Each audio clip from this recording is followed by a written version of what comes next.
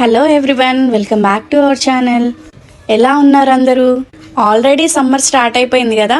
Afternoon టైంలో ఖాళీగా ఉండకుండా పడుకోకుండా నేను ఏమేం పనులు చేసుకుంటున్నానో ఈ వీడియోలో చూపిస్తున్నాను. పడుకోవడం వల్ల ఏంటంటే రెస్ట్ వస్తుంది ఓకే, కానీ మనం చేయాల్సిన పనులు కొన్ని పెండింగ్ ఉండిపోతాయి. అవన్నీ నేను నిదానంగా మధ్యాహ్నం స్టార్ట్ చేస్తే ఈవినింగ్ వరకు నిదానంగా చేసుకోవచ్చు అని చెప్పి ఆఫ్టర్నూనే పనులన్నీ స్టార్ట్ చేస్తాను. కాసేపు రెస్ట్ తీసుకొని తినిన తర్వాత. ఇంకా సమ్మర్ సీజన్లో మనం ఎక్కువ నీళ్లు తాగుతాం, మనకే కాకుండా చెట్లకు కూడా నీళ్ళు ఎక్కువ అవసరం. ఈవినింగ్ నేను ఇల్లు ఊడ్చే ముందు మార్నింగ్ చదివిన న్యూస్ పేపర్స్ అవన్నీ హాల్లో టేబుల్ మీద అట్లనే పెట్టేస్తారు. అవన్నీ ఎక్కడొక్కడ సర్దేస్తాను ఫస్ట్. ఇంకా పిల్లలు ఉండే ఇల్లు కదా, ఒక వస్తువు ఒక్క దగ్గర పెట్టిన చోటే ఉండదు. అవన్నీ ఎక్కడంటే అక్కడ ఉంటాయి, అన్నీ నీట్గా ఎక్కడొక్కడ పెట్టేసుకుంటూ ఉండాలి. ఇలాంటి చిన్న చిన్న పనులు ఎప్పటికప్పుడు చేసుకుంటే బాగానే ఉంటుంది, లేకపోతే ఒక రోజుకి అది పెద్ద పని అయిపోతుంది. బుక్స్ అన్నీ నీట్గా అరేంజ్ చేసేసిన తర్వాత సోఫాలు మొత్తం కవర్స్ తీసేసి ఒక్కసారి డస్ట్ అవుట్ చేసేస్తాను. డస్ట్ అవుట్ చేసేసి సోఫా కవర్స్ వేసేసిన తర్వాత ఊడిస్తే మళ్ళీ చెత్త అంతగా పడకుండా ఉంటుంది.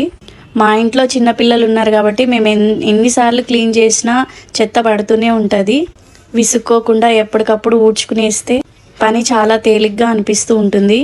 హాల్లో ఉన్న టేబుల్ మీద వేసిన బట్టని విదిలించేసేసి సోఫా కవర్స్ కూడా ఒకసారి విదిలించేసేసి ఇల్లు ఊడ్చుకునేస్తున్నాను.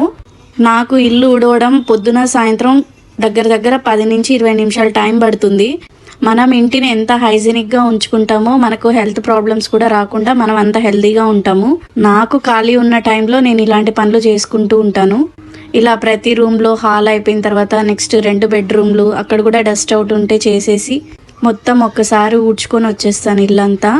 ఆల్రెడీ సమ్మర్ స్కూల్స్ స్టార్ట్ అయిపోయాయి కదా, నాకు ఇంట్లో అస్సలు కుదరట్లేదు. పిల్లలతోని ఆఫ్టర్నూన్ వచ్చేస్తున్నారు, వాళ్ళతోనే సరిపోతుంది నాకు మధ్యాహ్నం మొత్తము.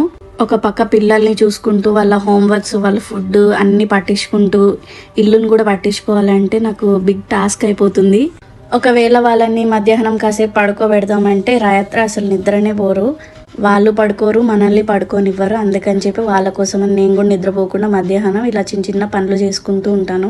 ఇల్లంతా నీట్గా ఒకసారి ఊడ్చేసిన తర్వాత ఇంకా సాయంత్రం కోసమని నేను కొన్ని డ్రై ఫ్రూట్స్ నానబెట్టాను, బాదం జీడిపప్పు. ఆఫ్టర్నూనే రాగి మాల్ట్ చేద్దామని పిల్లలకి సాయంత్రం. ఈ మధ్య మా పిల్లలకి రాగి పిండితో చేసేటివి పెట్టడానికి ఇష్టపడుతున్నాను నేను. ఇడ్లీ పిండి దోశ పిండిలో రాగులు యూజ్ చేయడం, ఇంకా ఇట్లా చిన్న చిన్న షేక్స్ లాగా మాల్ట్ లాగా ప్రిపేర్ చేసి ఇస్తూ ఉన్నాను అప్పుడప్పుడు.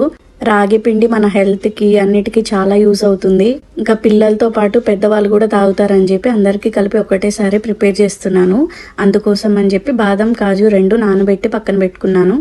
వాటర్ కాగే లోపల రాగి పిండి ఒక కప్లో తీసుకొని అందులో కొన్ని వాటర్ పోసుకొని కలుపుకుంటున్నాను. వేడి నీళ్ళల్లో పిండి డైరెక్ట్గా వేస్తే ఉండలు కట్టేస్తుంది.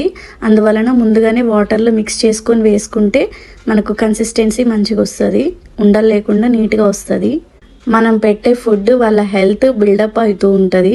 మనం మంచి ఫుడ్ పెడితే వారు హెల్తీగా గ్రో అవుతారు, లేదంటే వాళ్ళు అలాగే ఉంటారు. నేను ఎప్పుడు హెల్తీగానే ప్రిఫర్ చేస్తానని అనను, కానీ మ్యాక్సిమం ట్రై చేస్తూ ఉంటాను. ఒక్కొక్కసారి తప్పదు. మా పిల్లలైతే హెల్తీ ఫుడ్ పెట్టేటప్పుడు ఎన్ని వంకర్లు చెప్తారు, సాకులు చెప్తారు స్కిప్ చేయడానికి. కానీ అన్హెల్తీ ఫుడ్ పెడితే మాత్రం హ్యాపీగా తింటారు. ఇంకా నీళ్ళు బాగా కాగిపోయాయి కదా, మనం మిక్స్ చేసుకున్న రాగి పిండి తీసుకొచ్చి అందులో వేసేసాను. నీట్గా కలుపుతూ ఉండాలి, లేకపోతే ఉండలు కట్టేస్తుంది మనం ఆపేస్తే.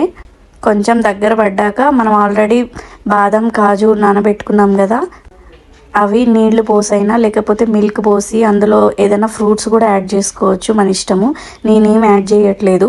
ఫ్రూట్స్ కానీ హనీ ఏదైనా మన ఇష్టం వచ్చింది యాడ్ చేసుకొని మంచిగా పేస్ట్ చేసుకోవాలి. ఇలా డ్రై ఫ్రూట్స్ వేయకుండా వట్టిగా కూడా తాగొచ్చు, కాకపోతే నేను కొంచెం డ్రై ఫ్రూట్స్ వేయడం వల్ల కొంచెం హెల్త్ బాగా స్ట్రెంగ్త్ వస్తుందని చెప్పి వేస్తున్నాను. వాటి వలన ఎలాంటి హానిగా లేదు కదా, అందుకని చెప్పి.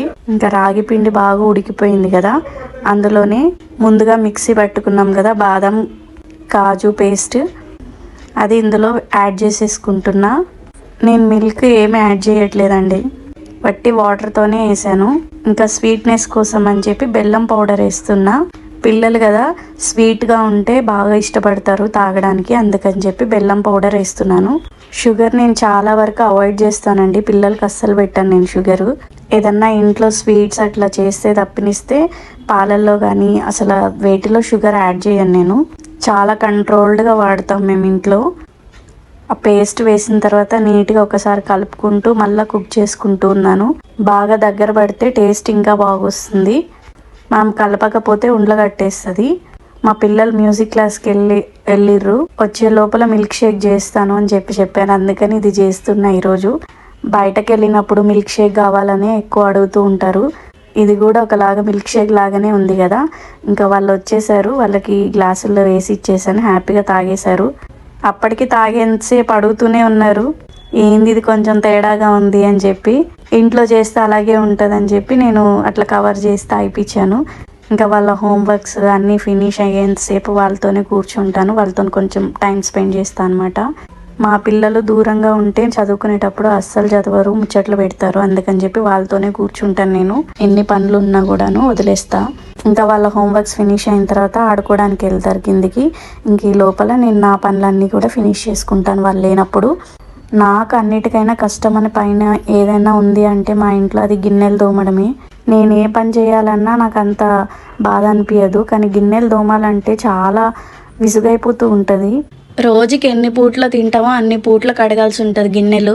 బతకడానికి తినాలా, తిన్నాక కడగాల.